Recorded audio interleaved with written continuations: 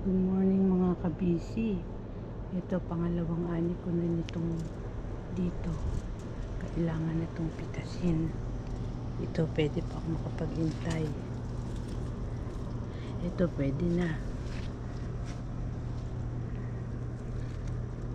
Ito rin pwede na. Kasi sa sobrang sikat ng araw, makukundot na uli iyan. Ayan. Kaysa masayang, may makasama pang pasas. Hindi medyo maasim-asim pa to. Yun, ang dami nang nalugas. Kaya kukuha ako ng kunting. Ito yung naani ko sa kabila. Globe.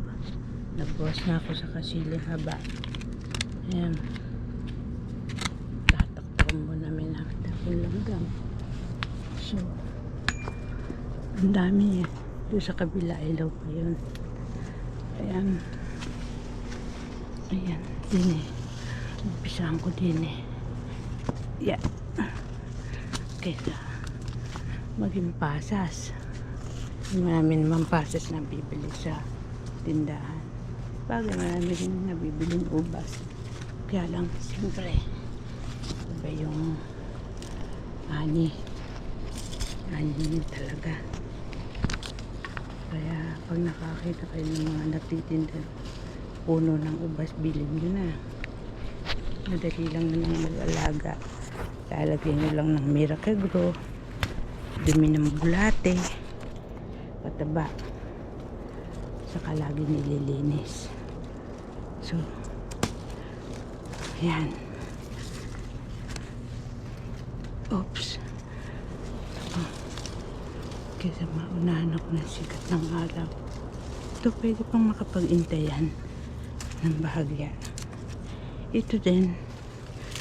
So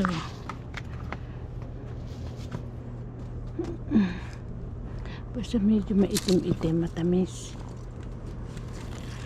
Kasi akala ko kasi hindi na siya mag-iitim. Kaya nasabi ko pula nung unang vlog ko. Ito pwede pang makapag-intay, pero magbabawas ako rin ng bahagya. Ito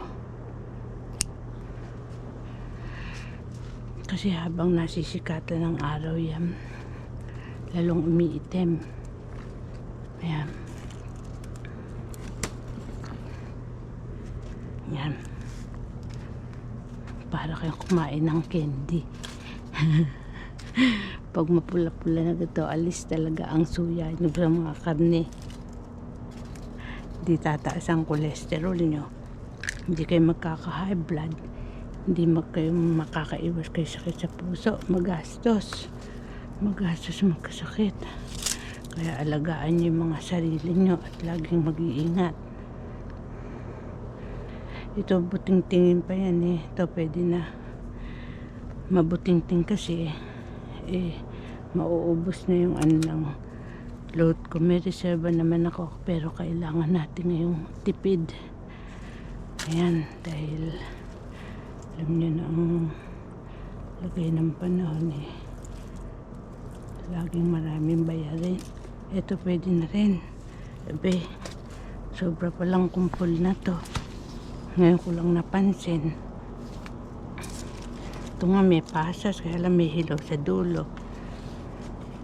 Ito dapat, ito nako napakaganda. May itim na, marami na, pero hilaw to, bilaw yon, pero hinog to. Ay nako, paano gagawin dyan? Ito na lang. Half din. So hindi na lang lahat, magbabawas na lang para hindi hanggang sa maubos yung load ng ko, ng memory card ko. Yan, para sa pagbalik na lang ulit, alisin ko na tong mga tangkay-tangkay na to. Naunahan na pala ako ng pusa ng ibon. Ang dami napangos din eh. May Joseph. Kasi talagang napakahirap magkukulang oras. Didivide niyo oras niyo sa paglilinis, sa pagluluto, paghuhugas ng pinggan, ganun. Lalo na nung nag-aaral naman ako, nagtsatsagaan na ako ng kain ko puro merienda lang. Nung nag-aaral ako, 4 na taon ako sa Quezon City. Mahirap kasi may 2 akong anak. Ako magluluto. Ay mag-aaral ka pa doon. Kaya sa library ako lagi. Saka mainam din yung nagpapatutor kayo para mataas ang grade nyo. Kasi na sila. Marami na silang alam sa mga pagtuturo. Kaya lahat madali sa kanila. Unlike nung i-analyze nyo pa yung mga homework nyo, mabagal. Pag nagpapa-tutor kayo dito sa Quezon City or ibang school, libre naman yun, walang bayad. May mga pa nga, kadalasan may lugar sa mga tutor area na may libre pa merienda. Minsan may mga, lalo na pag mga single parents, nag-aano sila. May mga teacher na association dito, matulungin. Nagbibigay sila ng tulong, pagkain kahit din yung ibang school. So kapag qualified kayo sa PAPSA, residence kayo dito, libre tuition fee nyo, may allowance pa kayo. Pag naman kailang advisable sa mga high school graduate. Pag college kasi wala ng PAPSA. Nagkamali lang kasi ako ng sagot dun sa bachelor. Akala ko college graduate. Akala ko yung master degree. Hindi pala college, master degree. Ang bachelor. College graduate pala yun. Kaya binalik ko yung bayad ko. Binigay ng PAPSA. Kundi $2,000, $3,000. Babalik nyo ulit. Ganun.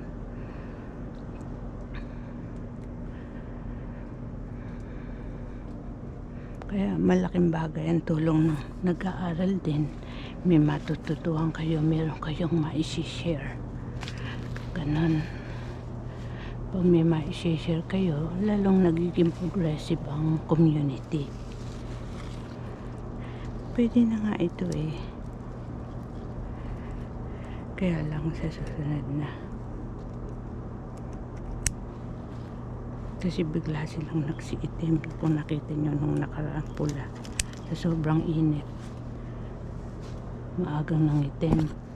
Medyo marami ngayon ito. Ayan, iba naging passes na. Okay? Marami din naman akong naani. Okay? Be sure to subscribe to watch my old and upcoming videos. Pag nagsishare kayo, lagay nyo kung sino yung nag-video vlog.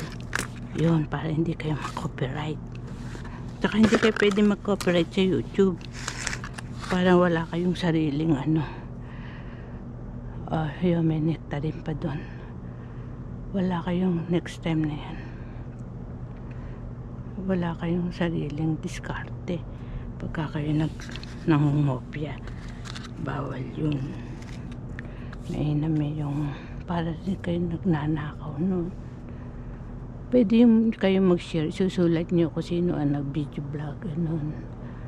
Para natutulungan nyo rin yung mga video vlogger. Para kumita sila.